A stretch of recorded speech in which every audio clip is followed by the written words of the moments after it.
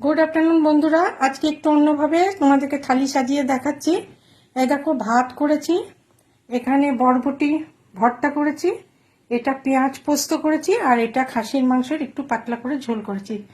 যেহেতু আমি আজকে একজনই খাবো, আরেকজন নেই ঘরে, সেই জন্য আজকে আমি একজনই খাবো, তাই জন্য এইগুলো করেছি দেখো। আর এই ভর্তাটা, বরবটিটাকে প্রথমে সেদ্ধ করে নিয়ে জল ঝরিয়ে নিয়ে মিক্সিতে দিয়ে কাঁচা লঙ্কা আর দিয়ে রসুন দিয়ে নুন হলুদ দিয়ে একটু পেস্ট করে সেটাকে কালো জিরে সর্ষের তেলের মধ্যে ফোড়ন দিয়ে এটাকে এদিক ওদিক করে অল্প একটু মিষ্টি দিয়েছি, দিয়ে এদিক ওদিক করে নামিয়ে নিয়েছি শুকিয়ে গেলে। আর পেঁয়াজ পোস্তর রেসিপি তো তোমরা জানোই। এই হচ্ছে আজকে আমার থালি।